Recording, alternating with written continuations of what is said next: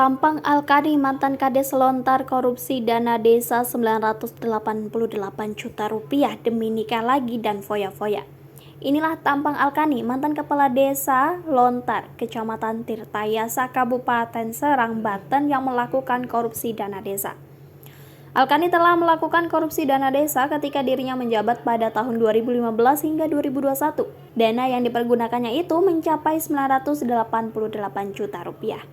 Mirisnya, uang hasil korupsi itu digunakan Alkani untuk menikahi 4 istrinya. Bahkan Alkani juga kerap foya-foya di tempat hiburan malam. Pengakuannya ya buat nikah lagi dan suka ke tempat hiburan, katanya dari uang dana desa itu, kata Erlan. Alkani mengaku jika saat ini dirinya memiliki 4 orang istri dan miliki 20 orang anak.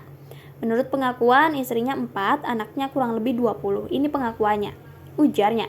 Erlan juga mengatakan jika Alkani telah melakukan korupsi dana desa itu di tahun 2020, yang seharusnya dana desa itu dipergunakan untuk pembangunan infrastruktur desa. Ini yang sangat miris yang harus kita pahami, bahwa desa punya anggaran untuk kemajuan desa ternyata disalahgunakan oleh kepala desa, ujar dia. Alkani ditahan di rutan kelas 2B Serang selama 20 hari ke depan untuk mempertanggungjawabkan perbuatannya. Sementara itu, jaksa penuntut umum saat ini sedang menyiapkan berkas dakwaan setelah menerima tersangka dan barang bukti dari penyidik Polda Banten. Jaksa akan segera melimpahkan ke Pengadilan Tipikor Serang untuk diadili atas perbuatannya.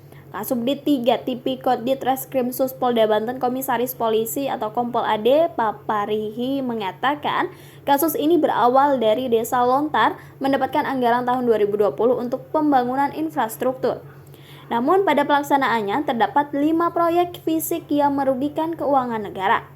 5 proyek tersebut yakni 3 proyek fisik hasil pengerjaannya tidak sesuai rencana anggaran biaya atau RAB dan 2 pekerjaan fiktif.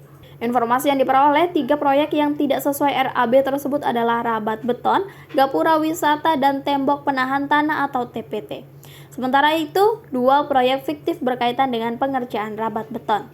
Meski 5 proyek tersebut bermasalah, namun tersangka diduga melakukan manipulasi terhadap laporan pertanggungjawaban.